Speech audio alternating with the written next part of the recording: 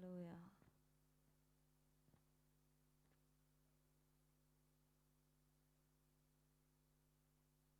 Hallelujah. Hallelujah. எத்தனை பேர் சந்தோஷமா இருக்கிறீங்க? உண்மையிலே இந்த நாளிலே நான் ரொம்ப மன மகிழ்ச்சியாக இருக்கிறேன். நான் எப்பவுமே நீங்கள் சந்தோஷமாக இருக்கீங்களான்னு நான் கேட்பேன். ஆனால் இந்த நாள் தேவன் நமக்காக முன்குறித்த ஒரு நாள். நம்முடைய கடன்களை அடைக்கிறதற்காக அவர் நம்மோடு கூட பேசி நம்மை உணர்த்தி இந்த நாளில் நமக்கு கடன்களிலிருந்து, கடன் என்கிற அடிமைத்தனத்திலிருந்து, சாபத்திலிருந்து நம்மை விடுதலை செய்கிற ஒரு நாள். ஹல்லேலூயா, ஆமென். எத்தனை பேர் அதை விசுவாசிக்கிறீங்க?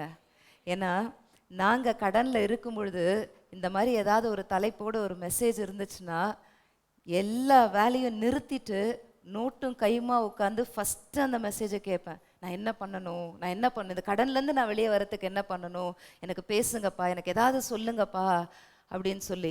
அவ்வளோ, ஏன்னா கடன் பிரச்சனை என்பது அது எவ்வளவு வேதனைக்குரியது என்பது எனக்கு தெரியும். அது தற்கொலை வரைக்கும் கொண்டு போயிடும். குடும்பமாய் தற்கொலை செய்து கொண்டு மடிஞ்சாங்கன்னு சொல்லி எத்தனையோ நியூஸில் நம்ம பார்த்துருக்குறோம். அப்படி செத்து போயிருக்க வேண்டிய குடும்பம் தான் நாங்களும். நானும் கணவரும் 2 பிள்ளைகளையும் சாகடிச்சிட்டு நாங்களும் தற்கொலை பண்ணி செத்துடணும்னு இந்த கடன் பிரச்சனையில் யோசித்தவர்களை தேவன் விடுதலை செய்து இன்றைக்கு தேவன் ஊழியத்தில் பயன்படுத்தி வருகிறார். ஹல்லேலூயா. ஆகவே அதனுடைய வலியும் பாரமும் எனக்கு தெரியும்.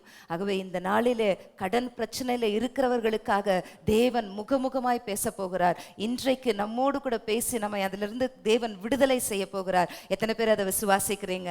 ஹல்லேலூயா, ஹல்லேலூயா. சரி, நம்ம கடைசியாக இந்த ப்ரேயர் ரிக்வெஸ்ட்டுக்கு ஜோம் பண்ணலாம். ஞாபகப்படுத்துங்க. ஓகே, நம் வேதத்தை எடுத்துக்கொள்ளலாம். உபாகமம் 15வது அதிகாரம் 6வது வசனம். இன்னைக்கு தலைப்பு என்ன? அழகா சொல்றீங்க. ஜெபித்தால் மட்டும் கடன் தீருமா? ஜெபிச்சிட்டா போதுமா? பக்கத்தில் பார்த்து கேளுங்க. நீ ஜெபம் பண்ணிட்டா கடன்லாம் நீங்கிடுமா? தீந்துருமா? அடைஞ்சிருமா? பண்ணின்னு தான் இருக்கிற. எத்தனை வருஷமா ப்ரேயர் பண்ணின்னு தான் இருக்கிற. ஒன்றும் தீர்ந்த பாடு இல்லையே. நீ அந்த சர்ச்சுக்கு சும்மா போயின்னு தான் வந்துன்னு இருக்கிற. ஒன்றும் கடன் தீர்ந்த பாடு இல்லையே. ஆமாம் தானே? அவள் ஜெபம் பண்ணிட்டா சரி, சாதாரணமாக ஜெபம் பண்ணல, உபவாசித்து ஜெபம் பண்ணுறேன், அப்போ கடன் தீந்துருமா? அப்போ கூட தீரலையே. எத்தனை முறை உபவாசம் பண்ணிட்டோம். சரி, உடனே எனக்கு ஒரு ஐடியா கொடுத்தாங்க. யாக்கோபு இரவெல்லாம் போராடி ஆண்டவர்கிட்ட போராடி ஜபிச்சு ஜெயம் எடுத்தது போல நீ ஒரு நைட்டு ஃபுல்லாக உட்காந்து ஜெபம் பண்ணி எழுசினாங்க. நானும் ட்ரை பண்ணேன், ஒன்றும் கடன் தீரல. ஹல்லேலூயா. ஆனால் கடன் தீருவதற்கு ஆண்டவர் நமக்கு பல வழிகளை வேதத்திலே நமக்கு கற்றுக் கொடுக்கிறார். நம்ம முதலாவது வாசிக்கலாம், மைக்கில் வாசிங்க. உபாகமம் 15வது அதிகாரம். மைக் கொடுத்துருங்க. உபாகமம் 15வது அதிகாரம் 6வது வசனம். நிறைய எல்லாருக்குமே இந்த வசனம் தெரியும். நீ அநேகம் ஜாதிகளுக்கு கடன் கொடுப்பாய், நீயோ கடன் வாங்குவதில்லை. நீ அநேகம் ஜாதிகளை ஆளுவாய், உன்னையோ அவர்கள் ஆளுவதில்லை. ஹல்லேலூயா, ஹல்லேலூயா. அதுக்கு முன்னாடி 2 லைன் இருக்கு, நானே படிக்கிறேன். உன் தேவனாகிய கர்த்தர் உனக்கு சொன்னபடி உன்னை ஆசீர்வதிப்பதினால். அப்போ நீயோ அநேகம் ஜாதிகளுக்கு கடன் கொடுப்பாய், கடன் வாங்காதிருப்பாய் அப்படின்னு சொல்றதுக்கு முன்னாடி 2 லைன் என்ன சொல்லுது? உன் தேவன் உன்னை எப்படிலாம் ஆசீர்வதிப்பேன்னு சொன்னபடி ஆசீர்வதிப்பார். ஆமென். அப்போ தேவனுடைய திட்டம் என்ன, தேவனுடைய சித்தம் என்ன? நம்ம எப்படி வாழணும்னு அவருடைய ஆசை. ஆசீர்வதிக்கப்பட்டிருக்கணும். நம்ம கடன்ல வாழுகிறது வேதத்தின்படி தேவனுடைய சித்தம் அல்ல. அதை முதல்ல நம்ம புரிந்து கொள்ளணும். It is not God's will for me to live in debts. Amen. ஆனாலும் கிறிஸ்தவர்கள் தான் இன்னைக்கு நிறைய பேர் கடன்ல போய் சிக்கி கொள்ளுகிறாங்க. அப்ப அந்த கடன்ல இருந்து விடுதலை கொடுக்கும்படியாக தான் ஆண்டவர் ஏவுதலை கொடுத்து இந்த உபவாச நாளை நியமிக்க சொல்லி, என் ஜனங்களுக்கு நீ போதித்த பிறகு நான் அவங்கள விடுதலை செய்யணும். அவங்க விட்டு கொடுக்கும் பொழுது, அவங்க அதுக்காக அர்ப்பணிக்கும் பொழுது, கீழ்ப்படியும் பொழுது, I want to bless them, I want to release them from all the bondages of debts என்று சொல்லிதான் கர்த்தர் இந்த நாளை நமக்கு நியமித்திருக்கிறார். ஆமென், ஹல்லேலூயா. இப்போ நம்ம வாசிக்கலாம் 2 ராஜாக்கள் 4வது அதிகாரம் எடுத்துக்கொள்ளலாமா? 2 ராஜாக்கள் 4வது அதிகாரம். அதில் நம்ம எல்லாருக்குமே அந்த கதை நிறைய பேருக்கு தெரியும். ஒரு தீர்க்கதரிசியினுடைய மனைவி, ஒரு தீர்க்கதரிசியினுடைய மனைவி, அவங்களுக்கு 2 பையன். எத்தனை பையன்? 2 பையன். அந்த தீர்க்கதரிசி கெட்ட தீர்க்கதரிசி எல்லாம் இல்லை, கர்த்தருக்கு பயந்த ஒரு மனுஷன். அப்போ அந்த காலத்திலேயே கர்த்தருக்கு பயந்து தேவனுடைய ஊழியக்காரனாய் தீர்க்கதரிசியாய் இருக்கிற ஒரு மனுஷன் கடன் பட்டுட்டு இருக்கார். ஹல்லேலூயா. இப்ப கடன் பட்டது மாத்திரமல்ல, அந்த தீர்க்கதரிசி ஒரு நாள் மரிச்சிட்டார், கடனோட மரிச்சிட்டார். இப்போ அந்த விதவை தாய் அந்த நாட்கள்ல கடன் வாங்கிட்டாங்க அப்படின்னு சொன்னாக்கா பிள்ளைகளை அடிமையாக கொண்டு போயிடுவாங்க. 7 வருஷம் தன்னோடு கூட அடிமையாய் வைத்திருந்துட்டு அடிமையை என்ன வேணா பண்ணலாம், அவங்க எப்படி வேணாலும் அந்த அடிமையை நடத்தலாம். இதுதான் அந்த காலத்துல ரூல். ஆமென். அப்போ இப்ப கடன்காரன் வந்துட்டான், உன் புருஷன் செத்துட்டான், இதுக்கு மேல நீ கடனை அடைக்கிறதுக்கு உனக்கு என்ன இல்லை, உனக்கு திராணி கிடையாது. ஆகவே கடனுக்கு பதிலாக உன் 2 பிள்ளைகளை நான் எடுத்துட்டு போயிடுறேன், நான் அடிமையாக கொண்டு போக போறேன் அப்படின்னு சொல்லி கடன்காரன் சொல்லும் பொழுது அந்த தாய் ஒரு தீர்மானம் எடுத்தா. உடனடியாக அவள் புறப்பட்டு எலிசா தீர்க்கதரிசியின் இடத்திலே போகிறாள். ஆமென். இந்த இடத்துல எலிசா தீர்க்கதரிசி தேவனுக்கு ஒப்புமையாக நம்ம எடுத்துக்கொள்ளலாம். ஆமென். ஸோ எலிசா தீர்க்கதரிசி கிட்ட போகும்பொழுது அவர் ஒரு ஐடியா கொடுக்குறாரு. அந்த ஐடியா அவர் கேட்குறாரு, உங்ககிட்ட என்னமா இருக்கு? ஒரே ஒரு குடம் எண்ணெயை தவிர வேற எதுவுமே இல்லை என்கிட்ட. சரி, ரைட், நான் உனக்கு ஒரு ஐடியா கொடுக்குறேன், அதன்படி நீ செய். அதை நீ செஞ்சினா உன் கடன் தீந்துரும், உன் பிள்ளைங்களை அடிமையா கொண்டு போக மாட்டாங்க. அவ அந்த வார்த்தையை அப்படியே நம்பி அந்த தீர்க்கதரிசிக்கு அப்படியே கீழ்ப்படிந்தாள். கர்த்தர் அவளுடைய வாழ்க்கையில கடன்ல இருந்து ஒரு விடுதலையை கொடுத்தார். ஆமென், ஹல்லேலூயா. அதாவது நீ பக்கத்து வைத்து வீட்டுல எல்லாம் பாத்திரம் வாங்கி நீ வீட்டுல வச்சு அந்த ஒரு குடம் எண்ணெயவே எடுத்து நீ ஊத்திட்டே இரு. பெரிய பெரிய ட்ரம்மா கூட இருக்கும். நீ அங்க அந்த வீட்டுல இந்த வீட்டுல தண்ணி நிரப்புற ட்ரம் எல்லாமே நீ வாங்கி வச்சு நீ நிரப்பிட்டே இரு. ஒரு குடம் தண்ணியை எத்தனை இதுல ஊத்த முடியும்? எத்தனை இதுல நிரம்பும்? ஆனா கர்த்தருடைய வார்த்தைக்கு கீழ்ப்படிந்து நம்ம ஒரு காரியத்தை செய்தால் அது நிரம்பும். உன்கிட்ட என்ன இருக்கு அதை ஆண்டவர்கிட்ட சொல்லி அது கர்த்தர் என்ன செய்ய சொல்லுகிறாரோ அதை செய்ய ஆரம்பிக்கும் பொழுது நமக்கே தெரியாமல் கடன் அடைய ஆரம்பிக்கும். That is the miracle that God is going to do. அதுதான் கர்த்தர் நம்முடைய வாழ்க்கையில இன்றைக்கு அற்புதம் செய்யும்படி தேவன் நம்மோடு கூட பேசி கொண்டிருக்கிறார். அதாவது அவளுடைய நிலைமை என்னன்னா, அவ்வளவுதான், finished, ஹஸ்பண்ட் இல்லை, இனி எனக்கும் சம்பாரிச்சு கடன் அடைக்க முடியாது, இனி என் பிள்ளைங்க போயிடும். ஆனா அவ ஒரு தீர்மானம் எடுத்தா, எல்லாருக்கும் நடக்கிறது போல எனக்கும் நடக்க நான் அனுமதிக்க மாட்டேன். வழக்கமா கடன் ஆயிடுச்சுன்னா அடிமையா கொண்டு போயிடுவாங்க, இதுதான் வழக்கம். ஆனா வழக்கத்துக்கு மாறாக தான் என் லைஃப்ல நடக்கணும். நான் என் பிள்ளைங்களை விட்டு கொடுக்க மாட்டேன்னு அந்த தாய் உறுதியாய் நின்றாள். அவள் அதில் வைராக்கியமா இருந்தாள். நான் தீர்க்கதரிசி கிட்ட போய் நான் ஒரு ஆலோசனை கேட்பேன், அதன் பிறகு நிச்சயமா எனக்கு ஆண்டவர் ஏதாவது ஒரு வழியை திறப்பார் என்கிற நம்பிக்கையோடு கூட அவள் கடந்து போனாள். தேவன் அவளுக்கு ஒரு வழியை திறந்து காண்பித்தார். என் பிள்ளைகளை அடிமையா, அதாவது அவர் நினைச்சிருந்தா விட்டுட்டு இருக்கலாம், 7 வருஷம் தானே அடிமையா வேற நான் என்ன பண்ணட்டும். இன்னைக்கு நிறைய பேர் என்ன பண்றோம், தலைக்கு மேல வெள்ளம் போயிடுச்சு, நான் ஒன்றும் பண்ண முடியாது, இதுக்கு மேல எனக்கு திராணியே இல்லை, எனக்கு கடன் ஆயிடுச்சு, எனக்கு பொருளாதார நெருக்கடி, எல்லா இடத்துலயும் வாங்கிட்டேன், எல்லாரும் கொடுத்துட்டாங்க, I don't know what to do. கடன் மட்டும் வாங்கிட்டா சரி நானும் பாஸ்டரும் உட்காருவோம், லிஸ்ட் எழுதுவோம், இதை இப்படி பண்ணலாம் அப்படி பண்ணலாம், எப்படி பண்ணியும் அந்த கடனை அடைக்க முடியாது. ஏன்னா அவ்வளோ கடன் இருக்கும், கொஞ்சம் நஞ்சம் அல்ல. எப்படி சுத்தி வளைச்சு என்ன பிசினஸ் பண்ணாலும் முடியவே முடியாது. கள்ள நோட்டு அடிச்சாதான் கடனை தீர்க்க முடியும். அந்த நிலைமையில நாங்க இருந்தோம். ஆனால் இங்க இந்த இந்த விதவை தாய் தேவனை உறுதியாய் பற்றி பிடித்து கொண்டு கீழ்ப்படிந்தபடினாலே அவளுடைய வாழ்க்கையிலே ஒரு அற்புதம் நடந்தது. இன்றைக்கு அதே அற்புதத்தை இயற்கைக்கு அப்பாற்பட்ட விதத்திலே இது எப்படி ஆகும், இது எப்படி நடக்கும், ஒரு குடம் எண்ணெயை வச்சுட்டு எப்படி நீ கடனை அடைச்சிருவ, நீ எப்படி லூசுத்தனமா பேசிட்டு இருக்கிற, எனக்கு நடக்கும். அதுக்கு தான் இந்த கூடுகை, அதற்கு தான் இன்னைக்கு சர்வீஸ், அதற்கு தான் இன்னைக்கு உபவாசம், அதற்காகத்தான் நம்ம கூடி வந்திருக்கிறோம். இதை லைவ்ல பார்த்து கொண்டு இருக்கிறவர்களுக்கும் தேவன் பேசிக் கொண்டு இருக்கிறார். யாரெல்லாம் கடனோடு இதை பார்த்து கொண்டு இருக்கிறீங்களோ அத்தனை பேருடைய வாழ்க்கையிலும் தேவன் கடன்களை உங்கள் வாழ்க்கையிலிருந்து முற்றிலுமா நீக்க போகிறார். God bless you. ஓகே, முதலாவது நம்ம கடன்ல இருக்கும் பொழுது சில தீர்மானங்களை நம்ம எடுக்கணும்.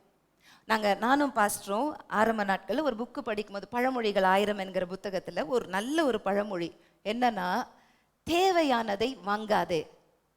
தேவையானதை வாங்கக்கூடாதா? தேவையானதை வாங்கக்கூடாதா? இந்த பழமொழி எழுதி வச்சுக்கோங்க. எழுதி வேணா உங்கள் வீட்டில் கூட ஒட்டிடுங்க. தேவையான வாங்கணுமா வாங்கக்கூடாதா? வாங்கணும். இப்போ எனக்கு இந்த ஃபோன் தேவை, கண்ணாடி தேவை, பென்னு தேவை, வாங்கணுமா வாங்கக்கூடாதா? வாங்கணும். ஆனால் அந்த பழமொழியில் இன்னொரு வார்த்தை என்ன வருது? தேவையானதை வாங்காத, தவிர்க்க முடியாததை வாங்கு. அதில் எவ்வளோ பெரிய ஆழம் இருக்குது தெரியுமா? பார்க்கும்போது ஒரு கடைக்கு போனால் இது தேவைப்படும், இது நாளைக்கு தேவைப்படும், இந்த புடவை எனக்கு அடிஷ்னலாக வேணும், இது எனக்கு ரொம்ப பிடிச்சிருக்கு, அதனால நான் வாங்கிக்குவேன், இது அப்புறமா நான் கட்டுவேன், எனக்கு இதுக்கு தேவைப்படும், அதுக்கு தேவைப்படும். இந்த பாத்திரம் வீட்டில் லாஃப்டில் இருக்கிற பாத்திரமே யூஸ் பண்ணுறதுக்கு நமக்கு இருக்காது, ஆனால் இது தேவைப்படும், இது எனக்கு பிடிச்சிருக்கு, இந்த மாடல் திருப்பி வராது. அவன் சொல்லுவான், இப்போ தான் டிஸ்கவுண்ட் போட்டிருக்கிறாங்க, இன்னைக்கு ஒரு நாள் ஆஃபர், நீங்கள் விட்டுட்டீங்கன்னா அவ்வளோதான், இப்போ தான் ஃபோன் கையில் இருக்குது, இதில் ஆஃபர் ஆஃபர் ஆஃபர் ஆஃபர் போட்டே இருப்பான். நமக்கு தேவையோ இல்லை, இது ஆஃபர் வந்துச்சு அதனால உடனே வாங்கிடணும். அதை பார்த்துனே இருந்து வாங்கிடு. அது தேவையா இல்லையா? அப்படி வாங்கக்கூடாது. தேவையானதை வாங்காத, தவிர்க்க முடியாததை வாங்கு. கடனில் இருக்கும் பொழுது இது என்னுடைய அத்தியாவசிய தேவை. அரிசி மூட்டை வாங்கி போட்டு தான் ஆகணும், வீட்டில் பருப்பு வாங்கி போட்டு தான் ஆகணும், பிள்ளைங்களுக்கு ஃபீஸ் கட்டி தான் ஆகணும். இதெல்லாம் அத்தியாவசிய தேவைகள், இதை தவிர்க்க முடியாது. எங்கள் வீட்டில் டிவி இல்லை, டிவி வாங்கணும், அது அத்தியாவசிய பொருள் கிடையாது. நீங்கள் கடன்ல இருக்கும்பொழுது போய் ஒரு டிவியை வாங்குவது உங்களுக்கு அவசியம் இல்லை, ஒரு கார் வாங்குவது அவசியம் இல்லை, ஒரு பைக் வாங்குவது அவசியம் இல்லை. So you need to restrict where you should know where you should restrict your expenses. உங்களுடைய செலவுகளை எங்க நீங்க தடுத்து நிறுத்தணும்னு நீங்க அறிந்திருக்கணும். ஹல்லேலூயா. எழுதிட்டீங்களா? சொல்லுங்க. தேவையானதை வாங்காத. பக்கத்துல பார்த்து சொல்லுங்க. தவிர்க்க முடியாததை வாங்கு. ஆமேன். நான்லாம் எத்தனையோ வருஷம் ஆம்பூர் வந்த பிறகு எத்தனையோ கிறிஸ்மஸுக்கு நான் புது புடவையெல்லாம் எடுத்ததே கிடையாது. அதற்காக நான் வருத்தப்பட்டதும் கிடையாது. எனக்கு அப்போ கிஃப்ட்டும் வந்தது இல்லை. வீட்டில் இருக்கிற ஏதாவது ஒரு பழைய பட்டு புடவை கட்டின்னு சந்தோஷமாக போயிட்டு வந்துடுவேன். பரவாயில்ல, கடனில் இருக்கும்போது நான் போய் இன்னைக்கு புது புடவை வாங்கினா தான் நான் இல்லை. 2 பிள்ளைங்களுக்கு வாங்கி கொடுத்துட்டு நாங்கள் 2 பேரும் வாங்கினது இல்லை. அந்த பிள்ளைங்களுக்கும் எங்கள் அம்மா வாங்கி கொடுத்துருவாங்கன்னு வைங்க, அது கூட நாங்கள் வாங்க மாட்டோம். யாராவது வாங்கி கொடுத்து, எங்கள் அண்ணனோ அம்மாவோ பெரியப்பாவோ யாராவது ஒருத்தர் வாங்கி கொடுத்துருவாங்க. ஹல்லேலூயா, ஹல்லேலூயா. சரி, அப்போது கடன் எங்கெங்கெல்லாம் நம்ம கடனில் மாட்டிக்கொள்ளுகிறோம்? 1, இஎம்ஐ. இஎம்ஐயில் கொடுக்குறான், ₹1 கொடுத்தால் ஏசியை எடுத்துக்கொண்டு நீங்கள் போய்விடலாம், உடனே போ வாங்கின்னு வந்துடலாம். ஹல்லேலூயா. டேபிள் மேட் வாங்கிட்டீங்களா? பக்கத்து வீட்டில் இருக்குது, எதிர் வீட்டில் இருக்குது, மேல் வீட்டில் இருக்குது, நீங்க இன்னும் வாங்கலையா? வாங்கிடுங்க, சீக்கிரம் போய் வாங்கிடுங்க, சீக்கிரம் காலி ஆயிடும். உங்க வீட்டில் டேபிள் மேட் இல்லைன்னா எப்படி? அவங்க அப்படித்தான் சொல்லுவாங்க. நம்ம வாங்கக்கூடாது. டேபிள் மேட் இல்லைன்னா பரவாயில்லை, 1 வாங்கினா 1 ஃப்ரீ, இப்போதான் ஆஃபர், 2 நாள் தான் ஆஃபர். இல்லை, எனக்கு டேபிள் மேட் வேண்டாம். உங்களுக்கு வருமானம் இருக்குது, சமாளிக்க முடியும், சரி வாங்குறீங்களா வாங்குங்க. கடன் இருக்கும்போது வாங்கக்கூடாது. அந்த டேபிள் மேட் இல்லாமல் வாழலாம். ஆமென். ஹல்லேலூயா. அப்போது ஆஃபர் போடுறான், இதை சொல்கிறான், அட்வர்டைஸ்மெண்ட் சொல்கிறான்னு வாங்கக்கூடாது. பக்கத்து வீட்டுக்காரங்க கிட்ட இருக்குது, ஆகவே நானும் வாங்கிடணும்னு. இன்னைக்கு நிறைய பேர் கேடுறதே கௌரவத்தில் தான். அவங்க கல்யாணத்தை பண்ணதை விட நான் என் பொண்ணுக்கு ஜாம்னு பண்ணி காட்டுறேன் பார், ஊரே மூக்கில் விரல் வச்சுட்டு போகணும், ஊரே மூக்கில் விரல் வச்சுட்டு போவோம். அடுத்த 20 வருஷம் நம்ம தான் கடன் அடைச்சுன்னு இருப்போம். அவெல்லாம் ஒரு நாள் சாப்பிட்டு நான் நல்லா இருந்ததே, ஆனால் அதுலேயும் பொறாமப்பட்டுட்டு தான் போவாங்க. நமக்கு என்ன திராணியோ அதை செஞ்சுட்டு போயிட்டே இருங்க. ஹல்லேலூயா, ஹல்லேலூயா. அப்போ டிஸ்கவுண்ட்ல ஏதாவது ஒன்று கொடுக்குறாங்கன்னா வாங்காதீங்க. இஎம்ஐல கடன்கள்ல இருக்கும் பொழுது வாங்காதீங்க. ஹல்லேலூயா, ஹல்லேலூயா. மற்றவங்க கிட்ட இருக்குதுன்னு அது எனக்கும் வேணும் அப்படின்னு வாங்கக்கூடாது. ஓகே, எனக்கும் ஐஃபோன் வேணும், எல்லாரும் ஐஃபோன் வச்சுட்டு இருக்காங்க, ஐஃபோனில் தான் பேச முடியுமா? 10,000 ரூபாய் ஃபோனில் பேச முடியாத நம்மளால? 2,000 ரூபாய் ஃபோனில் கூட பேச முடியும். ஞானம் வேண்டும். ஹல்லேலூயா. கடன் அடையணும்னா முதல்ல கடன் வாங்கிறத நிறுத்தணும். ஹல்லேலூயா. நமக்கு தேவை இருக்கும் பொழுது தேவனுடைய சமூகத்துக்கு போங்க. அவளுக்கு தேவை இருக்கும் பொழுது பிள்ளைகளை அடிமையாய் கொண்டு போயிடுவாங்கன்னு சொல்லும் பொழுது அவள் தீர்க்கதரிசியை நாடி ஓடி போனாள். நமக்கு தேவை இருக்கும்போது எங்க ஓடுறோம் நீங்க யோசிச்சு பாருங்க. யாருக்கிட்ட ஓடுறோம், என்ன செய்யறோம்? அதே அற்புதத்தை நம்ம வாழ்க்கையில செய்கிறதற்காகத்தான் இன்றைக்கு நம்மளை கூடி வர செய்திருக்கிறார். நான் இதை அனுபவித்தவள், இதை அனுபவிச்சுத்தான் நான் இன்னைக்கு பேசிட்டு இருக்கிறேன். எங்களுக்கு திருமணமாகி 20 வருஷம் என் கணவர் பிஸ்னஸ் பண்ணார். பிஸ்னஸ்ல நஷ்டமாச்சு. அதுக்கப்புறம் ஆம்பூர் வந்தோம். கடன் கடன் கடன் கடன் வாங்கிட்டே இருந்தார். இங்கே வாங்கி அங்கே போடுவார், அங்கே வாங்கி இங்கே போடுவார். ஆனால் அவர் எனக்கு கொடுத்த பதில் என்னன்னா, அப்படித்தான் மிடில் கிளாஸ் ஃபேமிலியெல்லாம் குடும்பத்தை நடத்த முடியும் எல்சி, நீ நினைக்கிற மாதிரிலாம் இல்லை. உங்கள் அப்பா பெரிய ஆஃபீஸராக இருந்தார், நீங்கள் கடன் வாங்காமல் குடும்பம் நடத்திட்டீங்க. உங்கள் அம்மா குடும்பம் நடத்தியிருப்பாங்க. எங்கள் அம்மாலாம் இங்கே வாங்கி அங்கே போட்டு ரொட்டேஷன் பண்ணி தான் வாழ்க்கை, ரொட்டேட் பண்ணி தான் வாழ முடியும். அப்போ அவர் கற்றுக்கொண்ட பாடம் அது. நான் கற்றுக்கொண்ட பாடம், எங்க அம்மா கஞ்சிக்கு வழி இல்லைனா கூட கடன் வாங்கிடக்கூடாதுன்னு சொல்லி எனக்கு கற்றுக் கொடுத்து அவங்க வளர்த்தாங்க. இவர் கற்றுக்கொண்ட பாடம், உருட்டி பரட்டி எங்க அம்மா அதை செய்யலைன்னா எங்க அண்ணெல்லாம் படிச்சிருக்க மாட்டார், நாங்கள் யாருமே படிச்சிருக்க மாட்டோம். அது அவர் கற்றுக்கொண்ட பாடம். நான் அடிக்கடி சொல்றேன்ல, the childhood days, how we were brought up, நம்ம எப்படி வளர்க்கப்பட்டோம், அது நம்மளை நிறைய பாதிக்கும். அப்போ அவருக்கு உருட்டி பரட்டி பண்ணாதான் நம்ம வாழ முடியும் அப்படின்ற ஒரு தாட் அவரோட மைண்ட்ல டீப்பா ஃபிக்ஸ் ஆயிடுச்சு. அப்போ திருமணமாகி 20 வருடம் இதுதான் எங்க வாழ்க்கையில நடந்தது. உருட்டி பரட்டி இங்க வாங்கி அங்க வாங்கி, எங்க வாங்கி அங்க வாங்கி, இங்க 5 ரூபாய்க்கு வட்டிக்கு வாங்கி அங்க கடன் அடைச்சு, அதை வாங்கி இங்க கடன் அடைச்சு, எப்படியோ ஒன்று அப்படியே ரொட்டேஷன்ல போயிட்டே இருக்கும். ஆனா வீட்டுல நிம்மதியே இருக்காது. எதுக்காவது ஒன்றத்துக்கு ஒரு சின்ன ஒரு 50 ரூபாய் 100 ரூபாய், எங்க வேலூர் வரைக்கும் போயிட்டு வரலாமா? யாருக்கிட்ட இருக்குது காசு? பெட்ரோலுக்கு யாருக்கிட்ட இருக்குது காசு? அது எப்படி போக முடியும்? அது எப்படி வாங்க முடியும்? இதை எப்படி செய்ய முடியும்? காசு இல்லை, இவனுக்கு வட்டி கட்டணும். அடுத்து கையில் ஒரு சின்ன பணம் வந்தா கூட இது இவனுக்கு வட்டிக்கு கொடுக்கணும், அது அவனுக்கு வட்டி கொடுக்கணும், இது அவனுக்கு சீட்டு கட்டணும். அதாவது 20 வருஷத்துல நான் பார்த்தது 100 ரூபாய் கூட நான் செலவு பண்ண முடியாதாப்பா? ஆண்டவர்கிட்ட கேட்டிருக்கேன். அப்போ நாங்கள் ஊழியம் செய்கிறோமே, உங்களுடைய ஊழியத்தை நாங்கள் 100 ரூபாய் கூட நாங்கள் செலவு பண்ண முடியாதா? 20 வருஷம் கழிச்சு அவருக்கு டயாலிசிஸ் ஸ்டார்ட் பண்ணும்பொழுது அன்னைக்கு தான் எனக்கு தெரிய வந்தது. என்கிட்ட சொல்ல ஆரம்பிச்சாரு, நான் சீட்டு மட்டுமே 1 லேக் கிட்ட கட்டிட்டு இருக்கிறேன். 1 லேக் சீட்டுக்காரனுக்கு கட்டுறாரு, வட்டிக்காரனுக்கு கட்டுறாரு. வட்டி ஏகப்பட்டது. அது அடுத்து ஒரு 50,000 ரூபாய்க்கு வட்டி மட்டுமே போயின்னு இருக்கு. டயாலிசிஸ் ஸ்டார்ட் ஆயிடுச்சு. இப்போதான் பயம் வருது அவருக்கு மரண பயம் அன்னைக்கே வந்துடுச்சு. அப்போ அவர் என்னை கேட்டாரு, என்ன பண்ணுவ எல்சி? ஒன்றும் அவர் பயந்துட்டாருன்னா மூச்சு வாங்க ஆரம்பிச்சிடும். அப்போ நான் சொல்ல, ஒன்றும் பண்ண மாட்டேன்ப்பா, பயப்படாதீங்க, அடைச்சிடலாம், நீங்கள் அதை யோசிக்காதீங்க, நான் கொடுத்துட்றேன். எப்படி பண்ணுவ எல்சி? என்ன பண்ணுவ? எப்படி சமாளிப்ப? ஏன்னா அவருக்கு தெரியும் நான் யாருக்கிட்டையும் கேட்க மாட்டேன். எனக்கு இவரை மாதிரி லேவாதாவை பண்ண எனக்கு தெரியாது. சாலக்கிய பேசி ஒருத்தர்கிட்ட வாங்கி ஸ்மார்ட்டாக சமாளிக்கிற அந்த டேலண்ட் எனக்கு கிடையாது. அப்போ அவர் பயந்தாரு. சொன்ன, நான் எல்லாம் பார்த்துக்கிறேன்ப்பா, நீங்கள் எதுவுமே கவலைப்படாதீங்க, நான் எல்லாமே பார்த்துக்கிறேன்.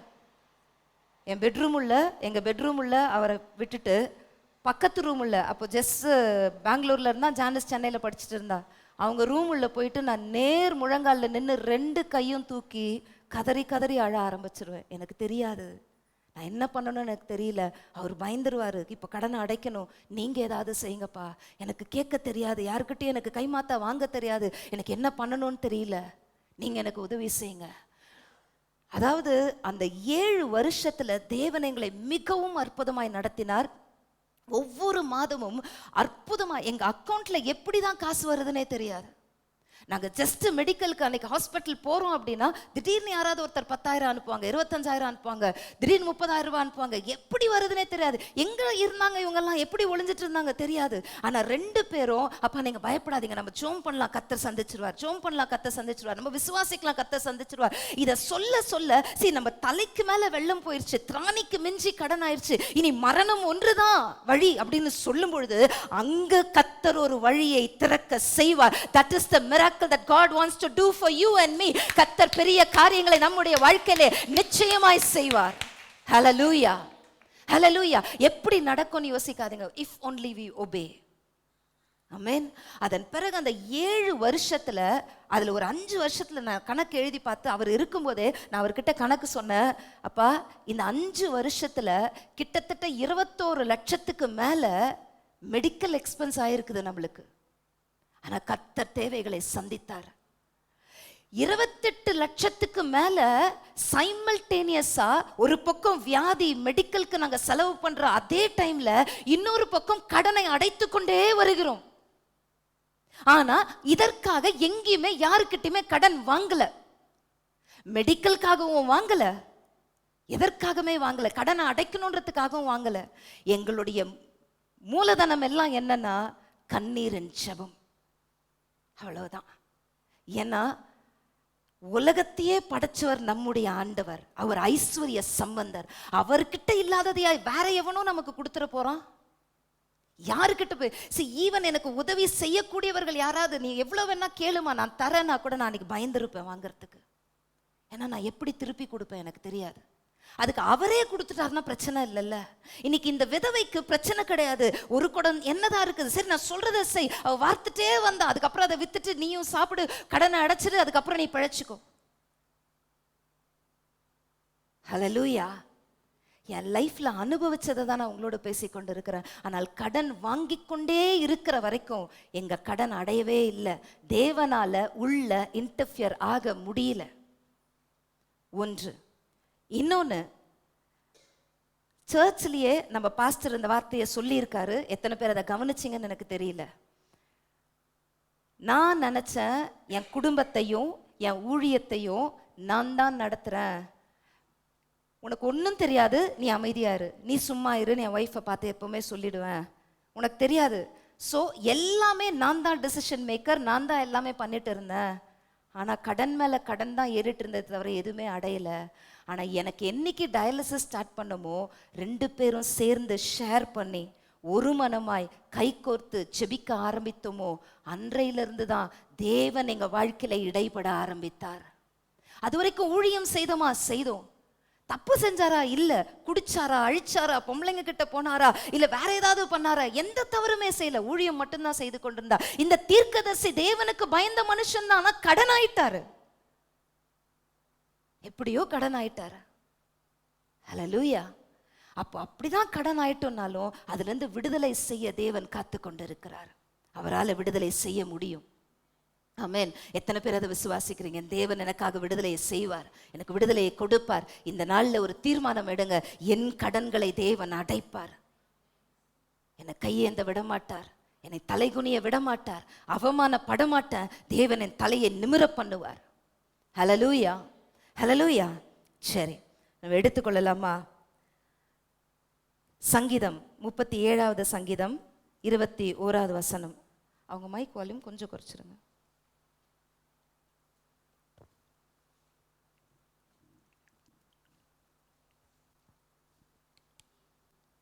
தயவுசெய்து வேகமா எடுங்க. 37:21.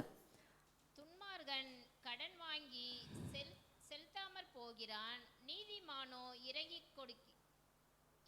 கொடுக்கிறான். ஆமென்.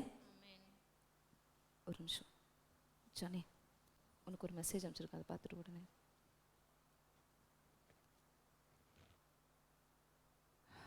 ஓகே.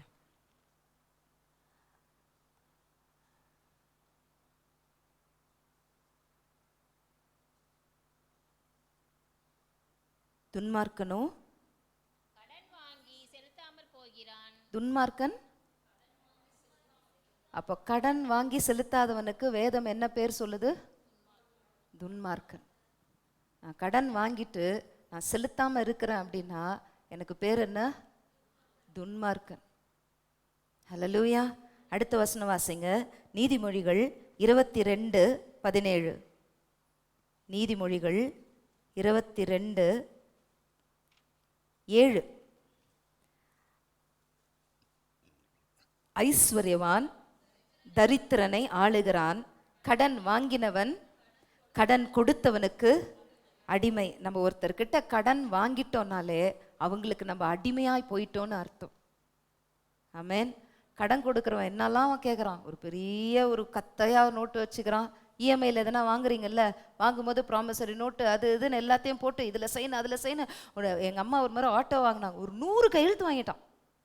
அதில் இருக்கிறது எங்கேருந்து படிக்கிறது? நம்ம என்னென்னமோ போட்டு போட்டு போட்டு போட்டு கையெழுத்து போட்டு ஒரு பிளாங்க் செக்கு எல்லாத்தையும் வாங்கிடுறான்.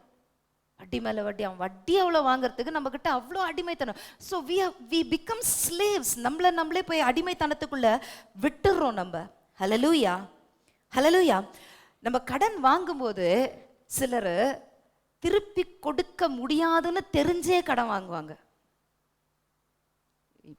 இப்போ நான் ஒரு கடன் வாங்குறேன் அப்படின்னா, எனக்கு 10,000 ரூபாய் சம்பளம், ஒரு 1000 ரூபாய் இருந்தால் கொடுங்க, அடுத்த மாதம் கொடுத்துட்றேன் அப்படின்னா கொடுக்க முடியுமா? முடியாதா? சம்பளமே எனக்கு 10,000 தான், எனக்கு ஒரு 10,000 கொடுங்க, நான் அடுத்த மாதம் கொடுத்துட்றேன்னா எப்படி கொடுப்போம்? அப்போ வாங்கும் போதே நமக்கு தெரியும் என்னால் கொடுக்க முடியாது, தெரிஞ்சே தான் வாங்குறோம். இதுதான் துன்மார்க்கன். எனக்கு தெரியும் என்னால் கொடுக்க முடியாதுன்னு, ஆனால் நம்ம வாங்கும்போது அப்படி வாங்கக்கூடாது. எனக்கு கொடுக்க முடியாதுன்னு தெரிஞ்சு பொய் சொல்லி அப்படி கடன் வாங்க கூடாது. ஹல்லேலூயா. இன்னொன்று, திரும்பி கொடுக்க எனக்கு திராணி இருக்கும்போது அதை கொடுத்துடணும். ஹல்லேலூயா. எனக்கு திருப்பி கொடுக்கறதுக்கு திராணி இருந்ததுன்னு சொன்னா அதை கொடுத்துடணும். ஹல்லேலூயா. ஒரு காலகட்டத்தில் நம்ம கஷ்டப்படுவோம், அப்போ யாரோ ஒருத்தர் ஹெல்ப் பண்ணியிருப்பாங்க. ஆனால் நம்மளுக்கு பணம் வந்துட்ட பிறகு நம்மளுக்கு அது ஞாபகத்தில் இருந்துகிட்டே இருக்கணும். அவங்களுக்கு நம்ம இன்னும் கொடுக்கல, அவங்களுக்கு நம்ம இன்னும் கொடுக்கல. அந்த மாதிரி நாங்கள் நிறைய செய்திருக்கிறோம். பாஸ்டர் சிக்கா இருப்பார். இப்போ இந்த போர்டு, இந்த மேக்னெட் இதெல்லாம் போடுறோம். நல்ல ஞாபகம் இருக்குது எனக்கு. வெள்ளூர் பைபிள் சென்டரில் ஒரு 3,000 ரூபாவோ என்னமோ தான் பெண்டிங். அந்த 3,000 ரூபாய் கொடுக்க எங்களுக்கு வழி இல்லை, ஏன்னா பயங்கர டைட்டு. நாளைக்கு காலையில் எழுந்தால் டயாலிசிஸ், திருப்பி அடுத்த செலவு. 3,000 ரூபாய் கொடுக்கறதுக்கு 1 வருஷம் எங்களால் கொடுக்க முடியல. ஆனால் என் மனசில் அது இருந்துகிட்டே இருந்தது, அவங்களுக்கு நான் கொடுத்துடணும், அந்த 3,000 ரூபாவை கொடுத்துடணும், கொஞ்சம் கொஞ்சமாவது கொடுத்துடணும் அப்படின்னு. அதன் பிறகு ஒரு அமௌண்ட் வரும்பொழுது ஜஸ்ட்டு பாஸ்டருடைய மரணத்துக்கு ஒரு 2 மாதத்துக்கு முன்னாடி தான் அந்த 3,000 ரூபாவை நான் கொடுத்து அடைச்சேன். நான் இன்னைக்கு வரைக்கும் அவரோட லேவதாவி வச்சுட்டு தான் இருக்கிறேன். நான் ஃபோன் பண்ணி சொன்னால் 10,000 ரூபாய் 20 ரூபாய்க்கு பொருள் வேணாலும் கொடுத்துருவார். நம்பிக்கை.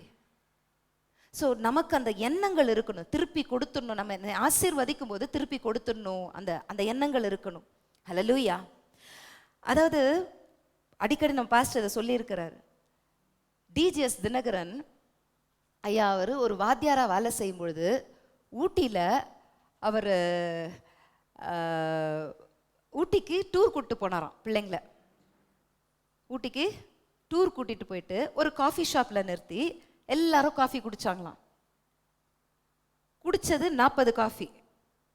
அந்த கடைக்காரர் 1 ரூபாய் மீதி கொடுத்தாராம். இவர் பார்த்தாராம், ஒரு காஃபி 1 ரூபாய். ஒரு காஃபிக்கான காசை அவர் எடுக்காமல் கொடுத்துட்டாரு. சரி 1 ரூபாய் நமக்கு லாபம்ன்ட்டு பாக்கெட்டில் போட்டுக்கினாராம். அவர் வாத்தியாராக இருக்கும்போது போட்டுட்டு போயிட்டார். ரொம்ப நாளாக ரொம்ப வருஷமாக டிஜிஎஸ் ஐயாவும் பயங்கரமான கடனில் இருந்தார். ஒரு நாள் அவர் பயங்கரமாக அழும்போது ஆவியானவர் அவர்கிட்ட பேசுகிறாராம், நீ எத்தனையோ வருஷத்துக்கு முன்னாடி அந்த சிங்கிள் காஃபிக்கு நீ காசு கொடுக்காம போனல்ல, அது உனக்கு இன்னும் சாபமாக இருக்குது, தெரிஞ்சே எடுத்து பாக்கெட்டில் போட்டுக்கணும்ல, தெரியும்ல. நீ 40 காஃபி குடிச்ச, அவர் ஒரு காஃபி தெரியாமல் அந்த 1 ரூபாவை உனக்கு திருப்பி கொடுத்துட்டாருன்னா நீ என்ன செஞ்சுருக்கணும்? திருப்பி கொடுக்காம வந்துட்டல்ல. உன் ஃபினான்ஸில் என்னால் உன்னை ஆசீர்வதிக்க முடியாது. அதனால் டிஜிஎஸ் ஐயா என்ன பண்ணாராம், புறப்பட்டு போய் ஊட்டியில் மறுபடியும் அந்த கடையை தேடி கண்டுபிடிச்சி, அந்த கடைக்காரர் வயசானவர் ஆயிட்டாரு, ஆனாலும் பரவாயில்லன்னு இப்படி ஒரு சம்பவம் நடந்தது, காசை திருப்பி வட்டியோடு கொடுத்துட்டு வந்துருக்கிறாரு.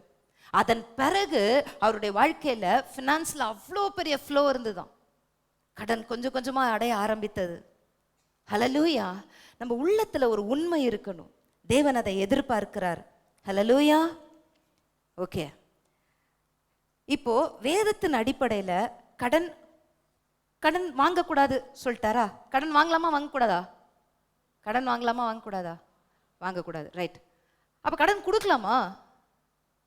கடன் கொடுக்கலாமா கொடுக்கக்கூடாதா? சீக்கிரம் சொல்லுங்க. வேதத்தின் அடிப்படையில கடன் கொடுக்கலாமா? கடன் கொடுக்க சொல்றாரா? வட்டிக்கு கொடுக்க கூடாது. நீ கடனா இப்ப என்கிட்ட ஒருத்தவங்க ஹெல்ப்புக்குன்னு கேட்குறீங்க, கொஞ்சம் கொடுங்க சிஸ்டர், அடுத்த மாசம் கொடுத்துட்றேன், கொடுக்கலாமா கொடுக்க கூடாதா? பைபிள் பிரகாரம் கொடுக்கலாம், கொடுக்கணும். எடுக்கலாமா? மத்தேயு 5வது அதிகாரம் 42வது வசனம். மத்தேயு 5வது அதிகாரம் 42வது வசனம். உன்னிடத்தில் கேட்கிறவனுக்கு கொடு, உன்னிடத்தில் கடன் வாங்க விரும்புகிறவனுக்கு முகம் கோணாதே. கேட்குறவனுக்கு கொடு, முகம் கோணாத. சரி, இப்போ உங்ககிட்ட வந்து இப்போ நீங்கள் ஒரு 10,000 ரூபாய் சம்பாதிக்கிறீங்க, ஒரு 500 ரூபாய் ஒருத்தவங்க கேட்டால் நம்மளால கொடுக்க முடியாதா? அட்லீஸ்ட் 500 ரூபாய் கேட்குறாங்க, ஒரு 200 ரூபாய் கேட்குறாங்கல்ல, ஏதோ ஒன்று எனக்கு இவ்வளோதான் முடியுது. ஒரு நாள் ஒரு சகோதரி வந்து கேட்டாங்க, ஒரு 10,000 ரூபாய் கேட்டாங்க, மெடிக்கல் எக்ஸ்பென்ஸுன்னு. அன்னைக்கு இல்லை, அவனை சொன்னேன் என்கிட்ட 2,000 ரூபாய் இருக்குது, நான் கொடுக்குறேன். அதாவது திருப்பி கொடுத்துட்றேன் சிஸ்டர் அப்படி சொல்லி தான் வாங்கிட்டு போனாங்க. ஆனால் நான் தாழ்மையாக ஒன்று சொல்கிறேன், திருப்பி கொடுத்துருவாங்கன்னு எதிர்பார்த்து கொடுக்காதீங்க. கொடுத்துட்டாங்கன்னா சந்தோஷம்தான். ஒரு பணத்தை நீங்கள் கொடுக்கும்போது வரலனாலும் பரவாயில்லை அப்படின்ற, அதாவது என் கையை அது கடிக்கக்கூடாது.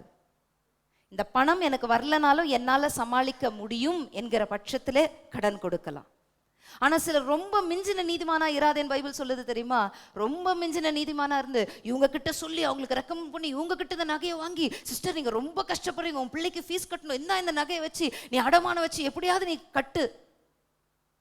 பார்த்தா இவங்க ஏமாத்திட்டு இருப்பாங்க, நம்ம தான் நடுவில் நின்று இருப்போம், சூருட்டி கையெழுத்து போட்டிருப்போம், இவங்களுக்கும் நம்மளுக்கும் இப்போ சண்டை வரும், இவங்களுக்கு நம்ம தான் எல்லாத்தையும் திருப்பி கொடுக்க வேண்டியதாக வரும். ஆமென்.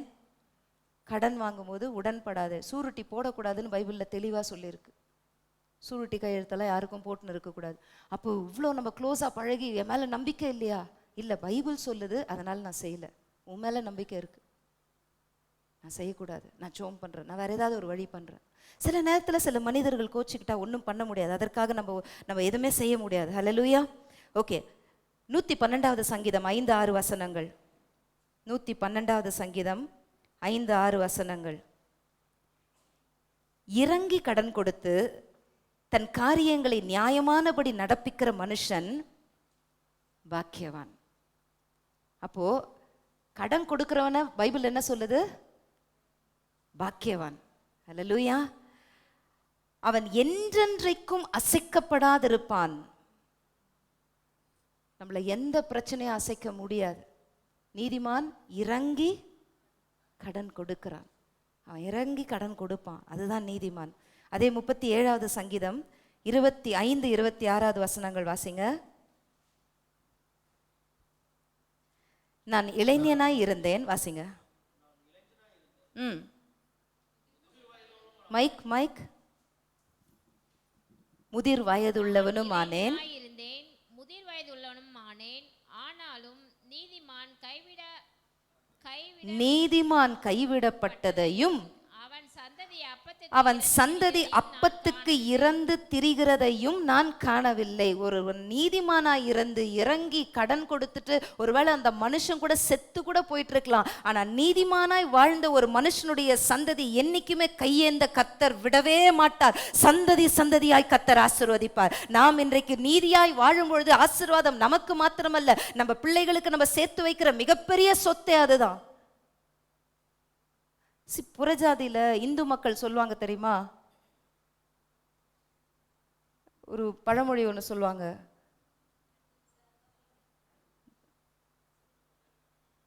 கோயில் சொத்தை திருடக்கூடாதுன்னு சொல்லி. சிவன் சொத்து குலநாசம். கேள்விப்பட்டிருக்கீங்களா?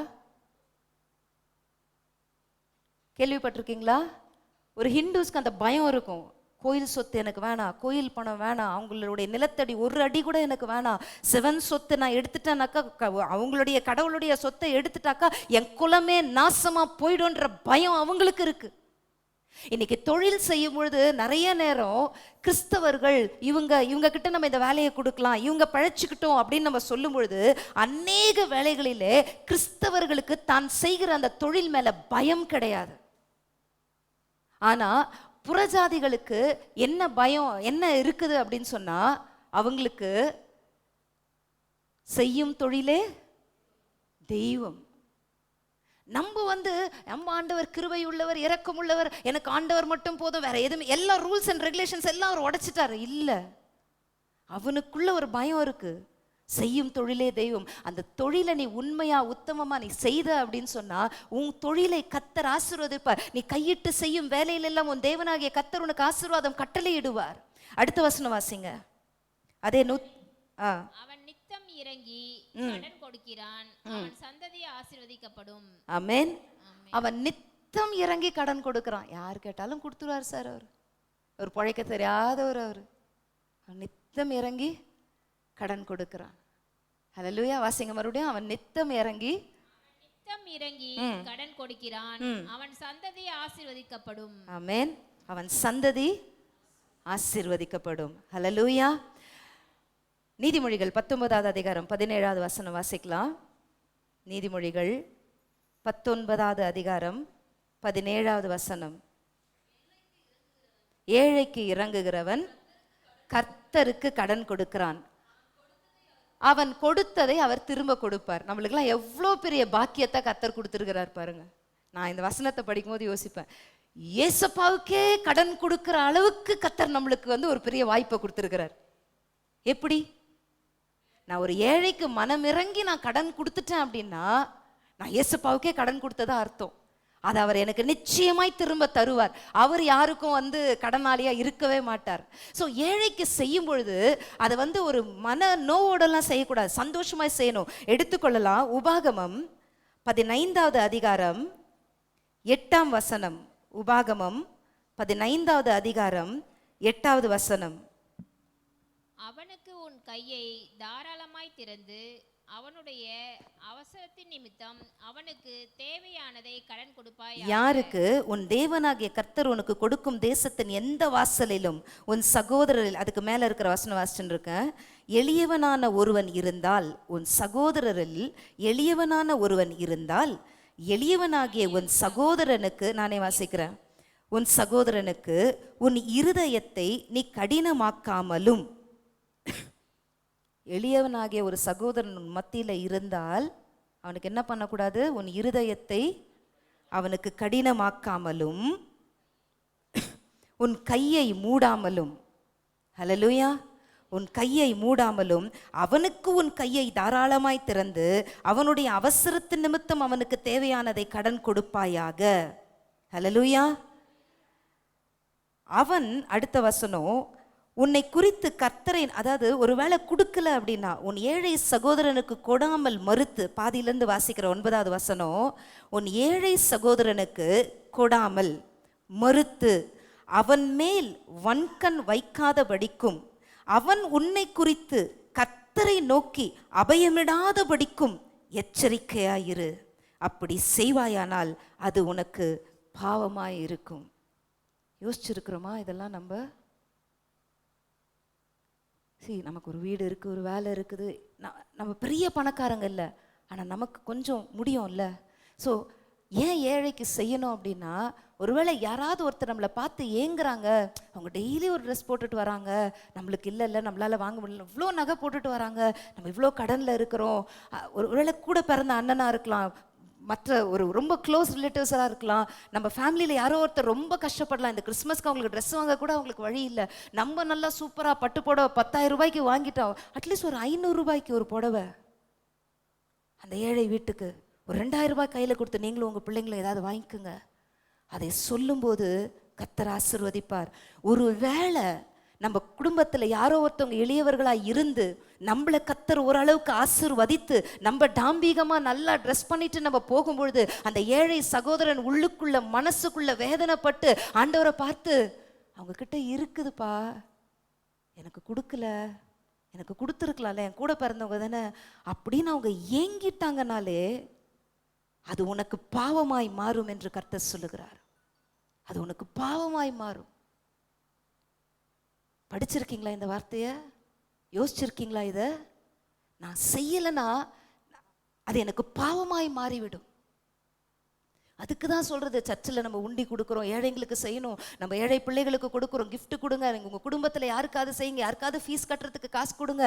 நீங்கள் கொடுக்கும்போது கர்த்தர் உங்களை ஆசீர்வதிப்பார். அதன் பிறகு ஆண்டவர் கொடுக்கிறவர்களை எப்படி ஆசீர்வதிக்கிறார் பாருங்க. 10வது வசனம், அவனுக்கு தாராளமாய் கொடுப்பாயாக. அவனுக்கு கொடுக்கும்போது உன் இருதயம் விசனப்படாதிருப்பதாக. ஆண்டவர் கட்டளை கொடுக்கிறார் பாருங்க. அது நிமித்தமாக உன் தேவனாகிய கர்த்தர் உன்னுடைய எல்லா கிரியைகளிலும் நீ கையிட்டு செய்யும் எல்லா காரியங்களிலும் உன்னை ஆசீர்வதிப்பார். ஆமென். நீ கொடு. எப்படி கொடு? தாராளமா கொடு, வெசனத்தோட கொடுக்காத. ஐயோ இது வேற வந்து கேட்டுச்சுங்க, எப்போ பார்த்தாலும் ஒருத்தன் வந்துடுவான், இவன் என்னத்துக்கு தான் என் கூட பிறந்தான்னு தெரில, எப்போ பாரு கடங்காரனாவே இருக்கிறான், அப்படி வெசனப்பட்டுட்டு கொடுக்காத. அவன்கிட்ட இன்னைக்கு இல்லை, நீ கொடு. நீ கொடுத்தினா உன் கைகளின் பிரயாசத்தை நான் ஆசிர்வதிப்பேன். ஒரு குடம் என்னதான் நீ வச்சுன்னு இருப்ப, நீ அதை வார்க்கும் போது நான் அதை ஆசிர்வதித்து உன்னை பெரிய பிஸ்னஸ் மேக்னெட்டை நான் மாத்திடுவேன். Miracle can be done by God. ஆனா இந்த தீர்மானம்லாம் நானும் நீங்களும் தான் எடுக்கணும், மற்றவர்களால் எடுக்க முடியாது. கர்த்தர் கூட நமக்காக எடுக்க முடியாது, நான் தான் எடுக்கணும். சொல்லுங்க, நான் தான் எடுக்கணும், நான் தான் முடிவு பண்ணணும், நான் தான் என் கையில் இருக்கிற ஒரு பைசாவை யாருக்காவது ஒருத்தருக்கு கொடுக்கணும். நான் நிறைய முறை சொல்லியிருக்கேன், தசம பாகம் 10% எடுத்து வைக்கிறேன்னா ஒரு 5% ஏழைகளுக்குன்னு சொல்லி என்னுடையது அல்லன்னு எடுத்து வச்சு பாருங்க. 5%. 1000 ரூபாய் சம்பளத்தில் 100 ரூபாய் தசவாகம், 50 ரூபாய் யாரோ ஒரு ஏழைக்காக நான் எடுத்து வைக்கிறேங்க. எடுத்து வச்சு பாருங்க, கர்த்தர் உங்களை ஆசீர்வதிப்பார். எப்படி பிளெஸிங் வரும் தெரியாது, நஷ்டங்கள் வராது, மெடிக்கல் எக்ஸ்பென்ஸ் வராது, தேவனுடைய ஆசீர்வாதம் உங்கள் குடும்பத்திலே காணப்படும். ஆமென். அடுத்த வசனம், தேசத்திலே 11வது வசனம், எளியவர்கள் இல்லாதிருப்பதில்லை. நம்ம பார்க்குறோம், இவங்கெல்லாம் ஏன் பிச்சை எடுக்கிறாங்க, இவங்கெல்லாம் ஏன் ஏழையா இருக்கிறாங்க, இவங்கெல்லாம் ஏன் பிளாட்ஃபார்மில் வாழ்றாங்க. ஆண்டவர் சொல்றாரு, தேசத்தில் எளியவர்கள் இருப்பாங்க, அவங்க இல்லாமல் இருப்பதில்லை. ஆகையால் உன் தேசத்திலே சிறுமைப்பட்டவனும் எளியவனுமாகிய உன் சகோதரனுக்கு உன் கையை தாராளமாய் திறக்க வேண்டும் என்று நான் உனக்கு கட்டளையிடுகிறேன். It is a command from the Lord that you should help the poor. ஆமென். அது ஆப்ஷன்லாம் கிடையாது, கட்டளை. சிலர் வேடிக்கையா சொல்லுவாங்க, நானே பிச்சை எடுத்துனுக்கிறேன், நம்மளே பிச்சையா, நம்ம கிட்ட வந்து இவங்க பிச்சை எடுத்துனுக்குறாங்க, இவங்களுக்கு வேற பிச்சை போடணுமா? அப்படிலாம் பேசக்கூடாது. பிச்சை எடுத்துன்னு இருக்கிறோம்,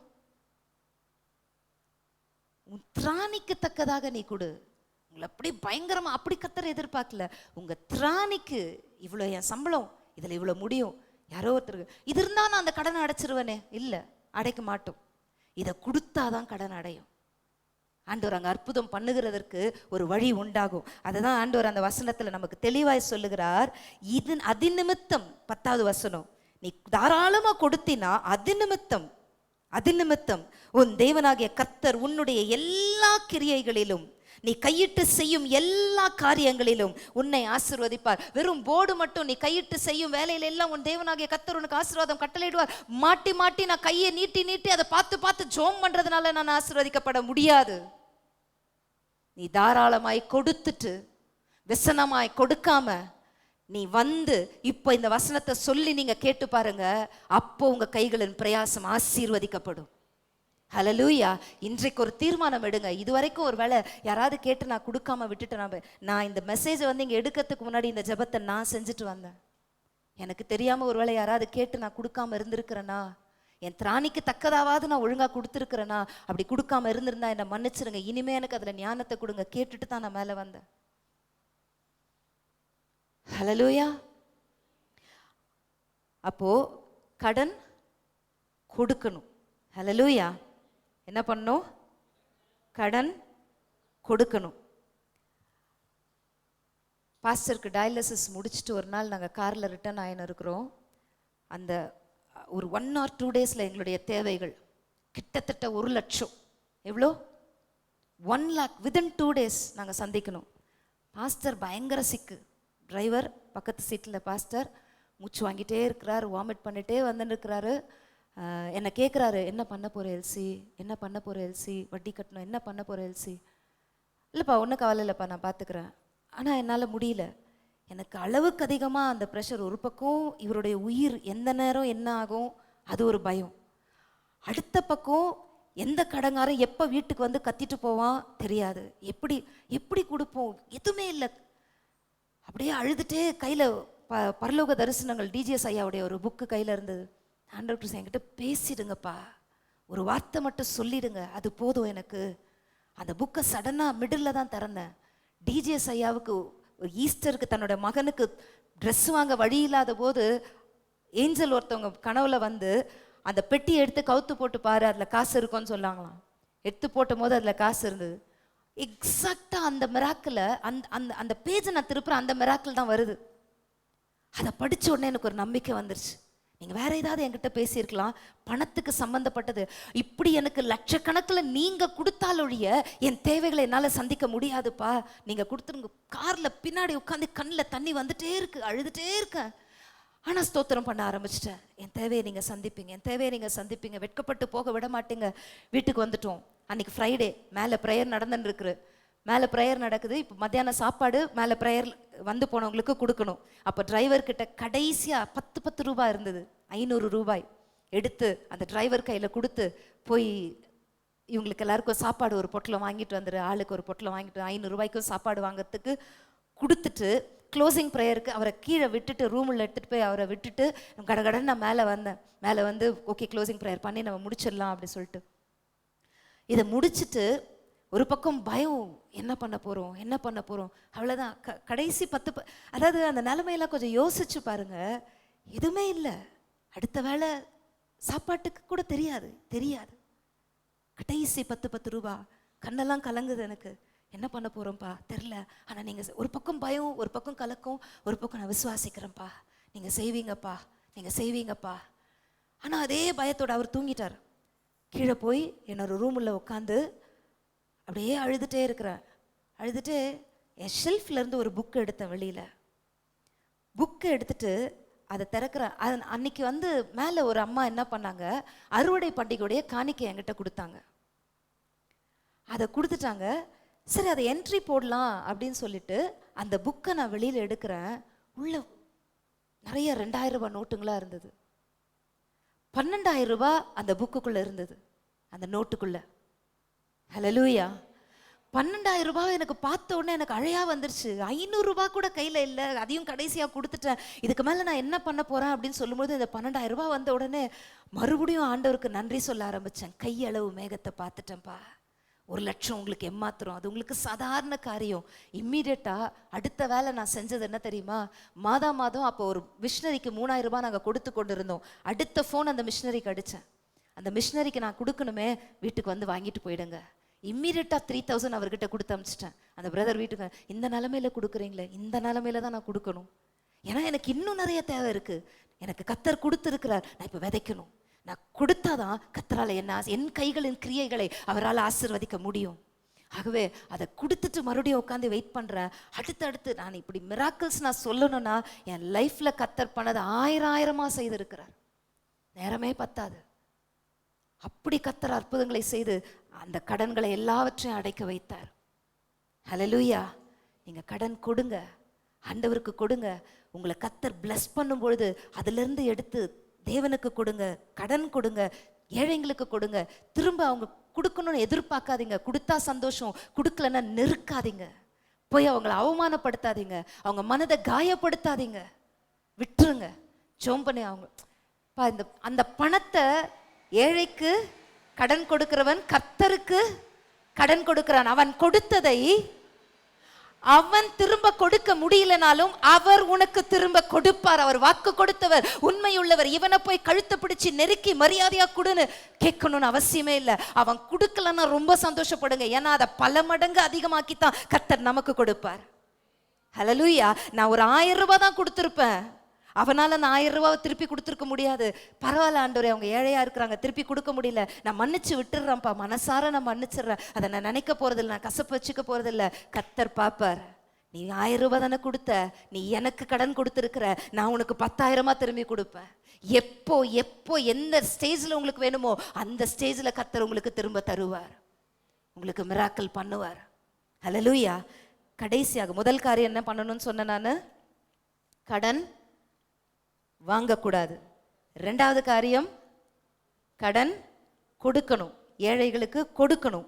கடைசியாக தசம பாகம் கொடுக்கணும். உபாகமம் 14வது அதிகாரம், நமக்கு மல்கியா 3:10 எல்லாருக்குமே தெரியும். தசம பாகத்தை பண்டக சாலையில கொண்டு வந்து கொடுங்கள், அப்பொழுது வானத்தின் பலகணிகளை திறந்து இடம் கொள்ளாமற் போகும் மட்டும் உங்களுக்கு ஆசீர்வாதத்தை வர்ஷிக்க பண்ணுவேனோ மாட்டேனோ என்று இதனால் என்னை சோதித்து அறிந்து கொள்ளுங்கள். உபாகமம் 14வது அதிகாரம் 22வது வசனம் வாசிக்கிறீங்களா? உன் தேவனாகிய கர்த்தருக்கு நீ உன் தேவனாகிய கர்த்தருக்கு எப்பொழுதும் எப்பொழுதும், நானே வாசிக்கிறேன், எப்பொழுதும் பயந்திருக்க பழகும்படிக்கு வருஷந்தோறும் நீ விதைக்கிற விதைப்பினாலே வயலில் விளையும் எல்லா பலனிலும் தசமபாகத்தை பிரித்து கொடுக்க வேண்டும். அப்போ தசமபாகம் என்பது கர்த்தருக்கு நம்ம ஒன்றும் அவர்கிட்ட இல்லாத பணத்தை நம்ம கொடுக்க போகிறது இல்லை. It is the fear of God. It is an obedience to the commandment. ஆண்டவருக்கு நம்ம பயப்படுகிற பயத்தை அது நிமித்தம் காட்டுகிறோம். நீங்க எனக்கு வேதத்துல கட்டளை கொடுத்திருக்கிறீங்கப்பா, பயபக்தியோடு கூட அந்த கட்டளைக்கு நான் கீழ்ப்படுகிறேன் என்பதை என்னுடைய கிரியையிலே நான் காண்பிக்கிறேன். அதை தான் நான் தசமபாகமா கவர்ல போட்டு நான் ஆண்டவருக்கு நான் கொடுக்கிறேன். ஹல்லேலூயா. நான் கொடுக்கலன்னா அவருக்கு பணம் இல்லையா? அவரால் இயற்கைக்கு அப்பாற்பட்ட விதத்தில் அற்புதங்களை செய்யக்கூடிய தேவன். ஆனால் என்னையும் உங்களையும் தசமபாகம் கொடுக்க சொல்றதுடைய ரீசன் என்னன்னா, எனக்கு பயப்படுகிற பயம் உனக்குள்ள இருக்குதா? கர்த்தருக்கு பயப்படுகிற பயம் உனக்குள்ள இருக்குதா? உனக்கு ஒரு பயபக்தி இருக்குதா? நான் ஒரு கட்டளை கொடுத்தா நீ அதுக்கு கீழ்ப்படிறியா? ஏதேன் தோட்டத்தில் நடுவில் ஒரு மரத்தை வச்சுட்டு ஆண்டவர் எதுக்காக அப்படி சோதிக்கணும்? நீ கீழ்ப்படிறியா இல்லையான்னு எனக்கு தெரியணும். பிகாஸ் உனக்கு நான் சுயாதீனத்தை கொடுத்துருக்கிறேன். I have given you independence. I will not take anything out of compulsion. உன்னை கட்டாயப்படுத்தி எதையும் நான் உன்னை செய்ய வைக்க மாட்டேன். ஆனால் இது கட்டளை. அந்த தசமபாகத்தினுடைய அடையாளம் என்னன்னு சொன்னா, 1 நான் கர்த்தருக்கு பயப்படுகிற பயம், 2 அவருடைய கற்பனைக்கு நான் கீழ்ப்படுகிறேன். ஹல்லேலூயா. 3வது இந்த பணத்தை நான் நம்பல ஆண்டவரே, இந்த பணத்தை சம்பாதிக்க எனக்கு திராணி கொடுத்த என் ஆண்டவரை நான் நம்புகிறேன். இந்த 10,000 ரூபாய் சம்பளத்தை வச்சு என்னால் ஒன்றும் செய்ய முடியாது, என் தேவைகள் நிறையா இருக்கு. ஆனால் அதிலிருந்து 1000 ரூபாய் நான் தசமபாகம் எடுத்து வச்சுட்டு அந்த கவர் மேலே கை வச்சு நான் ஜெபம் பண்ணி, அப்பா நான் இந்த பணத்தை நம்பலை, இந்த பணம் என்னை வாழ வைக்க முடியாது, இந்த பணத்தை கொண்டு நான் வீடு கட்ட முடியாது, இந்த பணத்தை கொண்டு என் கடனை அடைக்க முடியாது, இந்த பணத்தை கொண்டு என் பிள்ளைக்கு திருமணம் செய்ய முடியாது, இந்த பணத்தை கொண்டு நான் பிள்ளைகளை படிக்க வைக்க முடியாது. ஆனால் இந்த பணத்திலிருந்து நான் தசமபாகத்தை எடுத்து நான் உமக்கு பயந்து உம்முடைய கற்பனைக்கு கீழ்ப்படிந்து நான் கொடுத்து விட்டு அதன் பிறகு தைரியமாய் சொல்ல முடியும், அப்பா நான் உங்களுக்கு கீழ்ப்படிஞ்சிட்டேன்ப்பா, நீங்க என்னை பார்த்துக்குவீங்க. எத்தனையோ முறை நான் என் பெட்ரூம்ல இந்த வார்த்தையை நான் சொல்லியிருக்கேன். அப்பா எனக்கு நிறைய தேவை இருக்கு, ஆனால் ஃபஸ்ட்டு நான் உங்களை கனப்படுத்திடணும்ப்பா, உங்கள் வார்த்தைக்கு நான் கீழ்ப்படியணும். கண்ணீரோடு அதை சந்தோஷமா ஆனந்த கண்ணீரோடு அதை கவரில் வச்சுட்டே அழுதுட்டே ஜெபம் பண்ணுவேன். தேவை நிறையா இருக்குப்பா, நீங்கள் பார்த்துக்குவீங்க, எங்கள் அப்பா நீங்கள் பார்த்துக்குவீங்க, உங்கள் கையில் நான் கொடுத்துட்டேன், நீங்கள் பார்த்துக்குவீங்க. அவர் பார்த்துக்கிட்டார், இப்பவும் பார்த்து கொள்ளுகிறார், என் மரணம் வரைக்கும் அவர் பார்த்து கொள்ளுவார். ஹல்லேலூயா. ஹல்லேலூயா. நான் செய்யாத எதையுமே நான் உங்களுக்கு சொல்லிக் கொண்டு இல்லை, இத்தனையும் நான் என் வாழ்க்கையில அனுபவித்திருக்கிறேன். ஆமென். ஹல்லேலூயா. ஆகவே இன்றைக்கு ஒரு தீர்மானம் எடுங்க. இன்றைக்கு கற்றுக்கொண்ட இந்த காரியங்களை நான் இனி கடன் வாங்க மாட்டேன், நான் ஏழைக்கு இறங்கி கடன் கொடுப்பேன், நான் தேவனை கனப்படுத்தி தசமபாகங்களை கொடுப்பேன். அதை கொடுக்காத போது வானத்தின் பலகணிகளை திறந்து இடம் கொள்ளாமற் போக மட்டும் அவரால் கொடுக்க முடியாது. ஹல்லேலூயா. ஒரே ஒரு விஷயத்துல தான் கடன் படலான்னு பைபிள் சொல்லி இருக்குது. எங்க? அன்புல. வாசிக்கலாமா? ரோமர் 13வது அதிகாரம் 8வது வசனம். அன்பு கூறுகிற கடனே அல்லாமல், வேகமா வாசிங்க யாராவது ஒருத்தர், ரோமர் 13:8.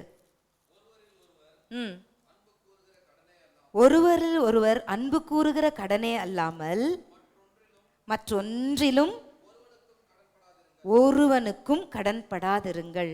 அப்போ அன்பு கூற மட்டும்தான் நம்ம கடன்பட்டு இருக்கிறோம். பக்கத்துல கை கொடுத்து சொல்லுங்க, அன்பு கூற கடன்பட்டு இருக்கிறோம். நீ அவங்க மேல அன்பு கூறணும். அவங்க நல்லவங்களோ கெட்டவங்களோ நீ அன்பு காட்டு, அதுக்கு மட்டும்தான் நீ கடன்படணும். வேற எதற்குமே நீ கடன்படக்கூடாது. ஹல்லேலூயா. ஞானத்தை ஆண்டவர் இடத்துல கேளுங்க, ஆண்டவர் நம்மை வழி நடத்துவார். அவரால் முடியாதது எதுவுமே கிடையாது.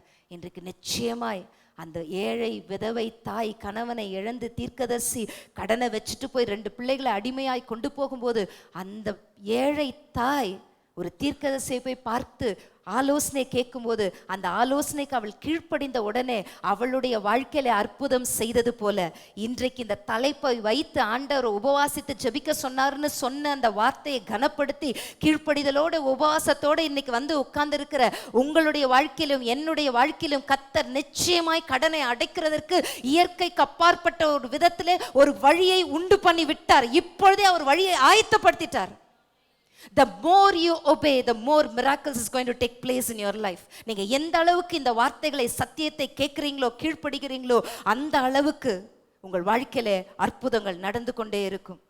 ஆமென். இது ஏதோ இன்னைக்கு ஒரு நாள் நீங்க கேட்டுட்டு அதோட நீங்க முடிச்சிடாதீங்க. உங்களால முடிஞ்சா உங்க கடன் அடையிற வரைக்கும் டெய்லி இந்த மெசேஜை ஒரு தடவைனா போட்டு கேட்டுட்டே இருங்க. கேட்டுட்டே இருங்க. கேட்க கேட்க கேட்க கேட்க உங்கள் வாழ்க்கை மாறும். ஓ, நான் இதை செய்யணும், நான் ஏழைக்கு கொடுக்கணும், ஐயோ நான் செய்யணும். நீங்கள் ஜெபிங்க. என் சொந்தக்காரில் யார் அப்படி மனசு நொந்து போயிட்டாங்கப்பா, யாருக்காவது நான் கொடுக்காம இருக்கிறேன், நான் கேட்டு பாருங்க.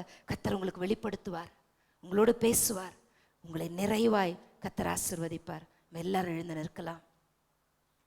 கர்த்தருடைய சமூகத்தில் நம்மளை தாழ்த்தி ஒப்பு கொடுப்போம்.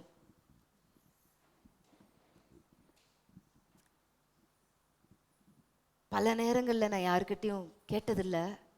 ஆனால் ஒரு முறை பாஸ்டர் ஒரு 5000 அவரோட மெடிக்கல் எக்ஸ்பென்ஸுக்கு எங்களுக்கு தேவைப்பட்டுச்சு. கேட்டேன். அந்த டைமில் எனக்கு வேறு வழியே தெரியல, வெயிட் பண்ண போயே ஆகணும். கேட்க மாட்டேன்னு தான் யோசித்தேன். ஆனால் சரி, ரொம்ப க்ளோஸாக ரொம்ப நெருங்கின ஒரு உறவுகள் 5000, பெருசாக இல்லை, 5000 திருப்பி கொடுத்துட்றேன் அப்படின்னு கேட்டேன். 2 நெருங்கின உறவினர்கள் 2 பேருமே 5000 இல்லைன்னு சொல்லிட்டாங்க. அவங்க கிட்ட இல்லாம இல்லைன்னு சொல்லலை, இருக்கு ஆனால் கொடுக்க மனம் இல்லை, அதனால இல்லைன்னு சொல்லிட்டாங்க. வேற யாரோ 3ஆம் மனுஷங்கிட்ட கேட்டு அவங்க கொடுக்கலன்னா எனக்கு வலிச்சிருக்காது. ரொம்ப நெருங்கினவங்க தானே அப்படின்னு கேட்டுட்டேன். ஆனால் ரொம்ப வலிச்சது. ஒரு சனிக்கிழமை ராத்திரியெல்லாம் அழுதேன். நான் தப்பு தான்ப்பா, கேட்டுட்டேன், ஆனால் மண்டே எனக்கு வேணும், எனக்கு என்ன பண்ணுவேன்னு தெரியல, நீங்கள் தான்ப்பா சந்திக்கணும், எனக்கு உங்களை தவிர யாரும் இல்லை, யாருக்கிட்டையும் கையேந்த முடியாதுப்பா, கேட்டால் கூட கொடுக்க மாட்டாங்க, வலிக்குது. இதே இடத்துல பலிபீடத்தில் அடுத்த நாள் சண்டே சர்வீஸ் காலையில் நம்முடைய சர்ச்சுக்கு வர ஒரு தாயார், நான் பொருத்தனை பண்ணி ஒரு காணிக்கை கையில் வச்சிருக்கிறேன், அதை இன்னைக்கு பாஸ்டர் கிட்ட நான் கொடுக்குறேன்னு சொல்லி பாஸ்டர் இருந்தார், அவர் அங்கே உட்காந்துட்டு இருந்தார். எடுத்துட்டு வந்து காணிக்கை எடுக்கிறதுக்கு முன்பாக என் கையில் 5000 ரூபாவை கவரோடு எடுத்துட்டு வந்து கொடுத்துட்டு போனாங்க. ஹல்லேலூயா, ஹல்லேலூயா. நம்ம சில நேரங்களில் காயப்படுவோம். சில நேரங்களில் ஒருவேளை கூட பிறந்தவங்க, பெத்த தாய் தகப்பன், பிள்ளை கூட நம்மளை நம்பி, அதாவது அது எதை காமிச்சதுன்னா, என்னை நம்பலை, அவங்க என்னை நம்பலை, நான் திருப்பி கொடுப்பேன்ற நம்பிக்கை அவங்களுக்கு இல்லை. ஏன்னா எங்கள் நிலைமை மோசமாயிருச்சு. அது எனக்கு ரொம்ப வலிச்சது. இந்த நிலைமைக்கு வந்துட்டோமாப்பா நாங்கள், ஆனால் உங்களுக்கு தானே ஊழியம் செய்கிறோம். ஆண்டவர் எங்களை வெட்கப்பட்டு போகவே விடலை. அன்றைக்கு அற்புதமாக தான் நான் பணத்தை பெற்றுக்கொள்ளணும்னு கர்த்தர் அதை தடுத்து நிறுத்தி இருக்கிறார். ஸோ நீங்கள் எங்கேயாவது கேட்டு யாராவது கொடுக்கலன்னா அதை நினச்சி வருத்தப்படாதீங்க, அவங்க மேலே கசப்பு வளர்த்து கொள்ளாதீங்க, சந்தோஷமாக விட்டுருங்க. இயற்கைக்கு அப்பாற்பட்ட விதத்தில் தேவனே நேரடியாய் அந்த தேவையை உங்களுக்கு சந்திப்பார். எல்லாரும் கண்களை மூடுவோம். எல்லாரும் கர்த்தருடைய சமூகத்தில் நம்மை தாழ்த்தி ஒப்பு கொடுப்போம். ஹல்லேலூயா.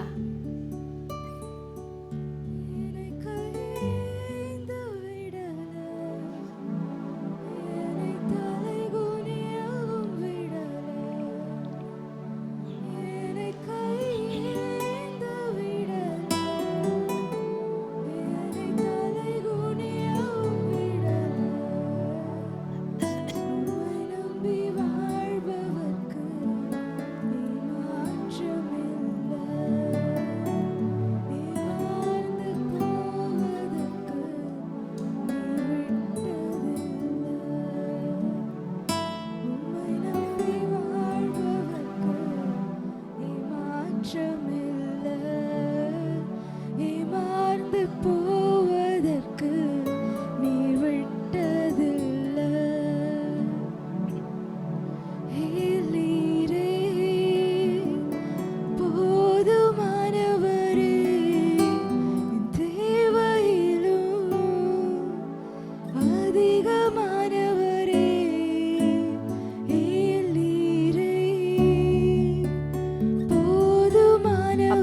சொல்லலாமா? நீங்க எனக்கு போதுமானவரா இருக்கிறீங்கப்பா. என் தேவையிலும் நீர் எனக்கு அதிகமானவர் அப்பா. என்னை கையேந்த விடலப்பா. என்ன தலைகுனிய விடவே மாட்டீங்கப்பா. யாருக்கிட்டே நான் உங்க பிள்ளைப்பா. நான் கையேந்திரக்கூடாது. தேவைகள் அதிகமாயிருக்கு. அதனால நான் யாருக்கிட்டையும் கையேந்திரக்கூடாதுப்பா. உங்களை மாத்திரம் நம்பி நான் வாழும்படி என் விசுவாசத்தை வர்த்திக்க பண்ணுங்க. அவரை நம்பி ஒரு நாளும் நம்ம ஏமாந்து போவதில்லை. நீங்க விடவே மாட்டீங்கப்பா.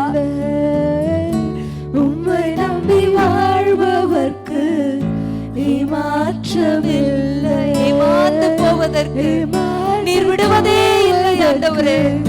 நீர் விட்டதில்லை.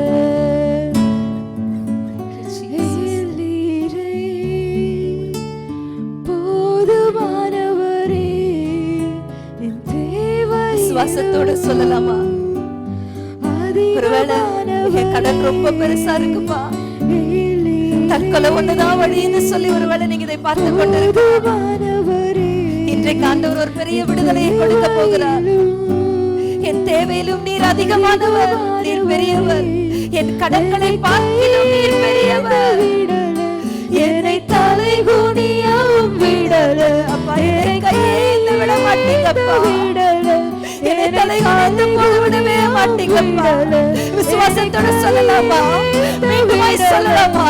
என்னை கையேந்த விடலப்பா. நான் கையேந்தனா எங்க அப்பா கிட்ட மட்டும் தான் நான் கையேந்தணும். வேற யாருக்கிட்டையும் கையேந்த கூடாதுப்பா.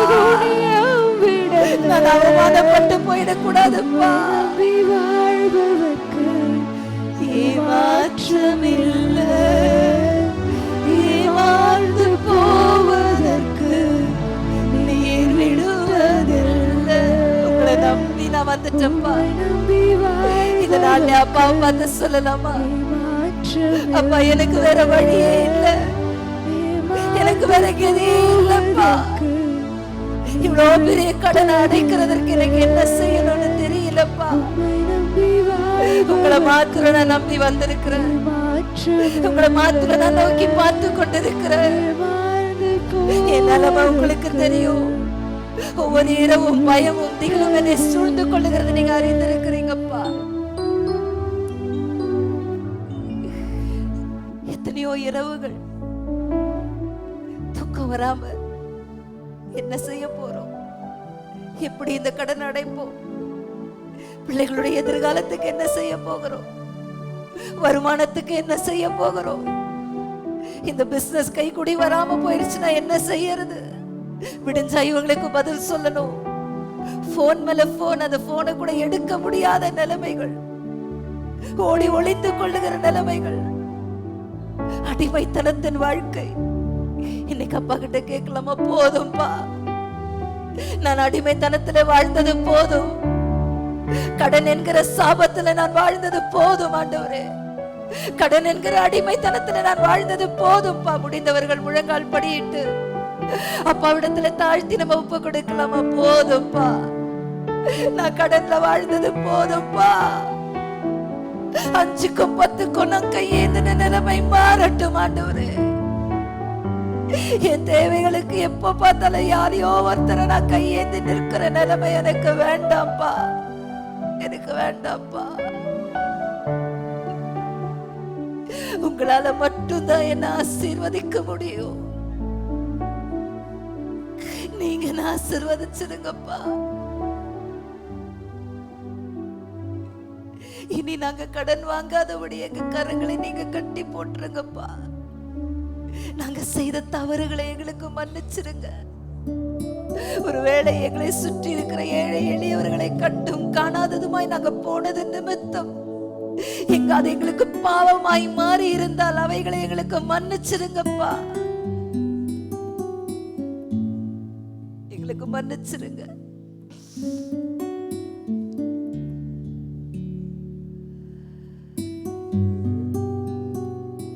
எங்க நிமித்தம் யாராவது காயப்பட்டு இருந்தா அவங்க கிட்ட இருக்கு ஆனா எனக்கு கொடுக்கலன்னு சொல்லி மனம் நொந்து ஒருவேளை அவங்க போயிருந்தாங்கன்னா எங்களுக்கு மன்னிச்சிருங்கப்பா. எங்க திராணிக்கு தக்கதாக ஏழை எளியவர்களுக்கு நாங்க கொடுக்கிற ஞானத்தை கர்த்தர் எங்களுக்கு கொடுங்க. அப்பொழுது உன் கைகளின் கிரியைகளை நான் ஆசீர்வதிப்பேன்னு சொன்னீங்களே அப்பா. எங்க கைகளின் கிரியைகளை ஆசீர்வதிக்க முடியாதபடிக்கு நாங்களே தடையாயிருந்தால் எங்களை அதை மன்னிச்சிருங்க.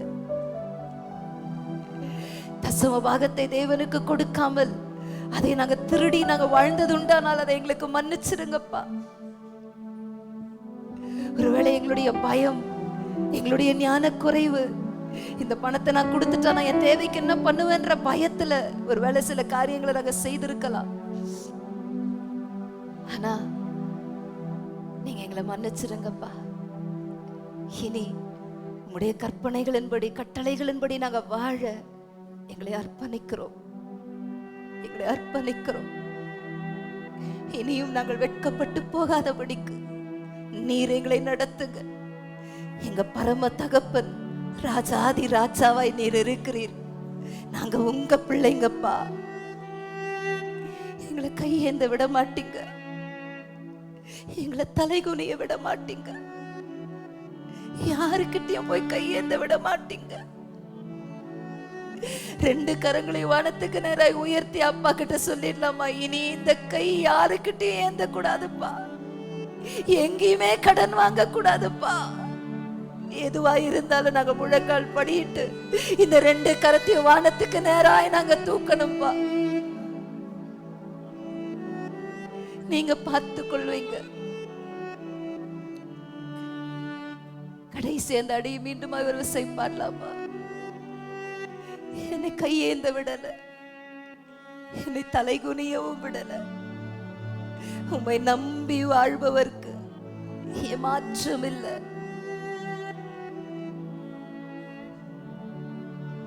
உணர்ந்து சொல்லலாமா,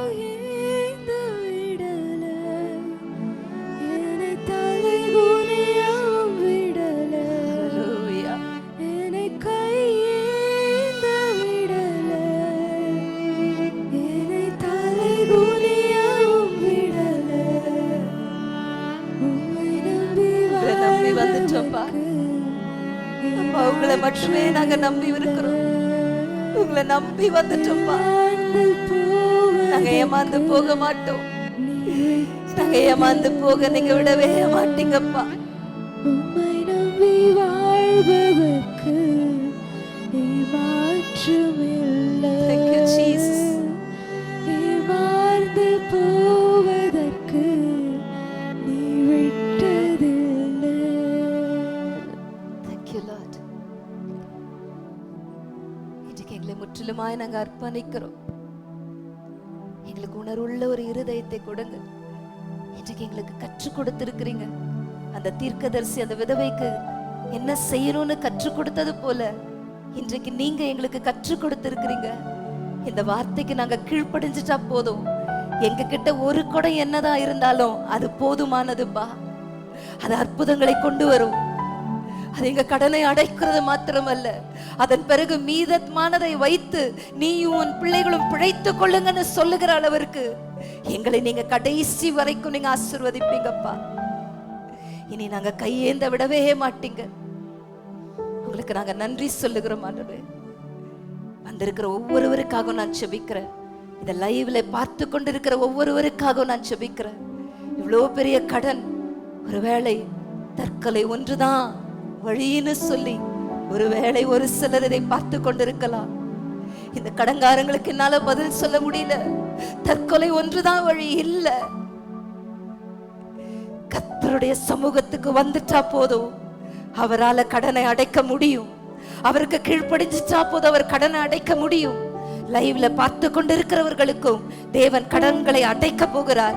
இந்த வார்த்தைகளின்படி கீழ்ப்படியும் போது இயற்கைக்கு அப்பாற்பட்ட விதத்திலே அற்புதங்களை செய்து தேவன் கடன்களை அடைக்க போகிறார். நீங்க அப்படியே செய்து விட்டதற்காய் நன்றி ராஜா. நன்றி தகப்பனே. நீ கடன் வாங்குவதில்லை, நீயோ அநேக ஜாதிகளுக்கு கடன் கொடுப்பாய், நீயோ கடன் வாங்க மாட்டாய் என்ற வார்த்தையின் ஆசீர்வாதத்தை நாங்கள் சுதந்திரித்துக் கொள்ளுகிறோம். நாங்கள் இப்படித்தான் வாழ்ந்திருக்கணும், ஆசீர்வதிக்கப்பட்டிருக்கணும்ன்றது உங்களுடைய விருப்பம்பா. அந்த விருப்பத்தின்படி எங்களை நீங்க வாழ வைக்க போகிறதற்காய் நன்றி. இந்த ஜெப குறிப்புகளை எல்லாவற்றையும் உம்முடைய பலிபீடத்துல நாங்க உமக்கு தெரியப்படுத்துகிறோம். இதன் மேல உம்முடைய கரத்தை வைத்து அப்பா நாங்க உமக்கு தெரியப்படுத்துகிற இந்த வேளையில ஒவ்வொரு ஜெப குறிப்பையும் நீங்க உகந்த வாசனை நீங்க முகர்ந்து கொண்டு ஆண்டவரே இந்த ஒவ்வொரு ஜெப குறிப்புக்கும் நீங்க பதில் கொடுக்க போகிறதற்காய் நன்றி ராஜா. இந்த 7 நாளைக்குள்ளாக நாங்க அற்புதங்களை பெற்றுக்கொள்ள போகிறோம். இந்த ஜெப குறிப்புகளிலே நீங்க கிரியை முதல் நாளிலிருந்தே நீங்க கிரியை செய்ய ஆரம்பிச்சிட்டீங்கப்பா. அதை நாங்க விசுவாசிக்கிறோம். 7ஆம் நாளிலே நாங்கள் ஆர்ப்பரிக்க போகிறோம். கர்த்தரை நாங்க துதிக்க போகிறோம். நாங்க பெரிய காரியங்களை தேவனிடத்திலிருந்து பெற்றுக்கொண்டோம் என்கிற விசுவாசத்தோடு கூட நாங்கள் உம்மை துதிக்கிறோம் ராஜா. We thank you Jesus. உடைய பிள்ளைகள் படைத்த காணிக்கைகளை நாங்கள் ஆசீர்வதிக்கிறோம். அதை பல மடங்கு உடைய பிள்ளைகளுக்கு நீங்க திரும்ப தாங்க ராஜா. இந்த ஆராதனை நடப்பதற்கு யாரெல்லாம் உதவி செய்தாங்களோ அத்தனை பேரையும் நீங்க ஆசீர்வதிங்க. ஒவ்வொருவருடைய தேவைகளை நீங்க சந்திங்க. இயேசுவின் நாமத்தினாலே உடைய கரத்திலே எங்களை தாழ்த்தி நாங்கள் ஒப்பு கொடுக்கிறோம். இயேசுவின் மூலம் ஜெபிக்கிறோம் பிதாவே, ஆமென். நம்முடைய பிதாவாகிய தேவனுடைய அன்பும் குமாரனாகிய இயேசு கிறிஸ்துவின் கிருபையும் பரிசுத்த ஆவியானவருடைய அந்யோன்ய ஐக்கியமும் நம் ஒவ்வொருவரோடும் இன்றும் என்றும் சதா காலங்களிலும் இருப்பதாக. ஆமென்.